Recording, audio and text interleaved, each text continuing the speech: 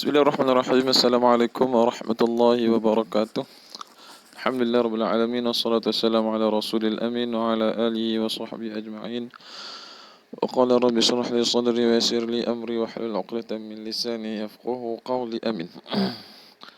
Alhamdulillah bertemu lagi kita dalam mata pelajaran fiqh bersama saya Ustaz Muhammad Muttaqi bin Abdullah. Jadi pada hari ini saya akan menerangkan kepada kamu hukum secara khususnya berkenaan dengan ila, seperti mana yang telah kita perbahaskan pada pelajaran yang lepas. 4 tajuk daripada penggal ini kita akan mengaji. Jadi hari ini saya akan menerangkan kepada kamu serba sedikit berkenaan dengan ila. Faslun fi ahkamil ila. Kita tengok di situ ahkamul ila. Faslun fi bayani ahkamil ila wa huwa lughatan masdaru ala yuli ilaan idza halafa wa syar'an halfu zawjin yasihhu talaquhu liyamtani'a min wat'i zawjatihi fi qubuliha mutlaqan aw fawqa 4 ashhur. Fasal pada menerangkan hukum al-ila, dan ia dari segi bahasa masdar ala yuli ilaan idza halafa yang memberi makna sumpah. Halafa maksudnya sumpah. Wa syar'an dari segi syarak pula halfu zaujin, sumpah seorang suami, yasihhu talaquhu yang sah talaknya. Adakah suami yang tidak sah talaknya? Ada. Suami yang dalam keadaan gila, suami yang keadaan tidak waras, maksudnya suami yang keadaan dia dipaksa, ataupun suami yang masih kanak-kanak, maka mereka ini tidak dikira sebagai mukallaf. Dalam keadaan ini talak mereka tidak dikira. Liyamtani'a min wat'i zawjatihi,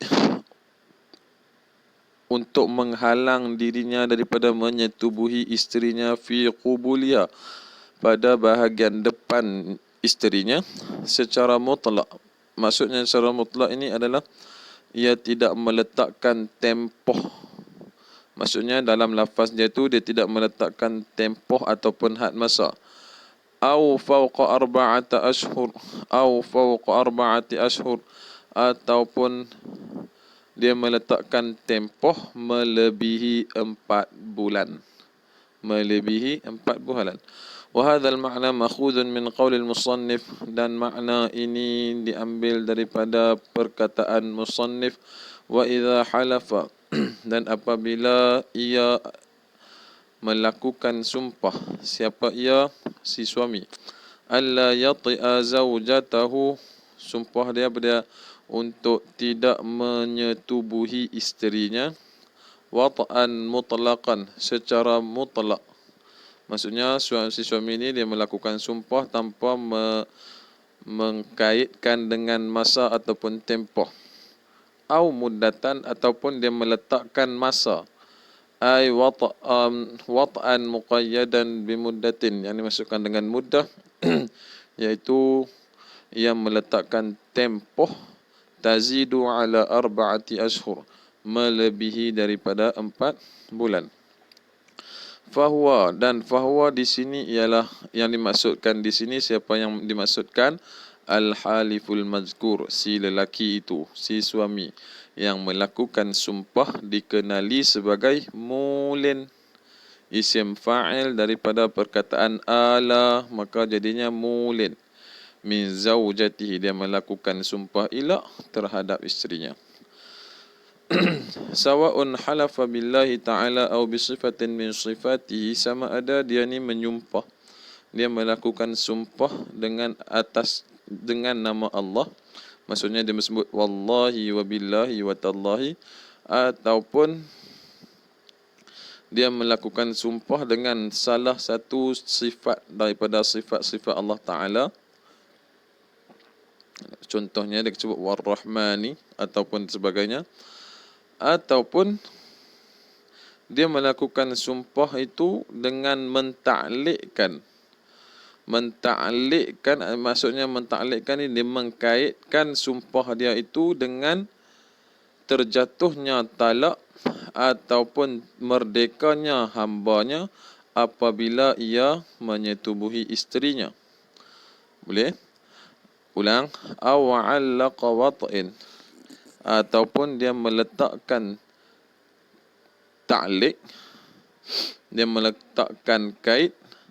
Jika ia menyetubuhi isterinya, maka secara automatiknya dia akan ditalak, ataupun secara automatiknya kalau dia menyetubuhi isterinya, hambanya akan merdeka.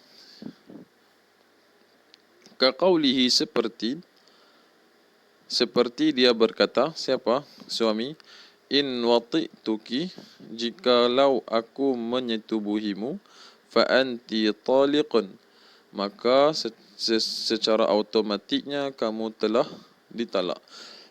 Ataupun contoh yang lain, in wati'tuki fa abdi hurrun, jika aku menyetubuhimu, maka hambaku akan merdeka. Apabila dia kata macam ni, maka secara automatiknya lafaz ilak telah terlafaz. Lafaz sumpah ilak telah terlafaz.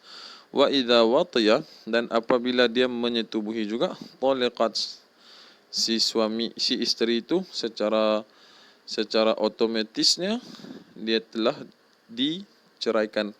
Wa atqul abdi wa utiqal abdu, dan hambanya pun dibebaskan.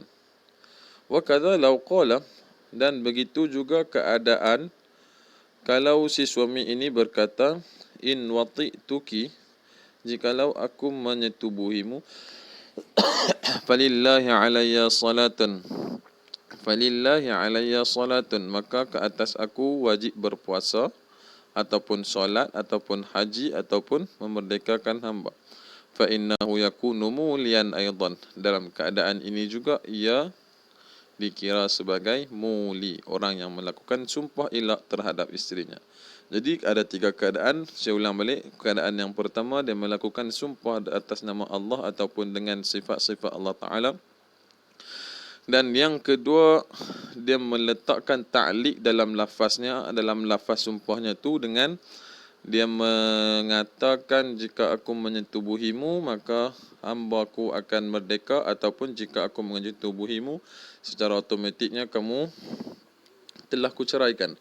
Ataupun keadaan yang tiga, lafaz, contoh lafaz yang ketiga, jikalau aku menyetubuhimu maka wajib ke atasku solat.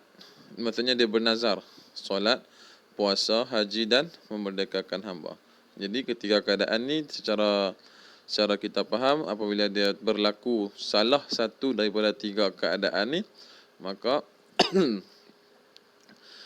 ia dikira sebagai sumpah ilak. Hukumnya haram kerana apa?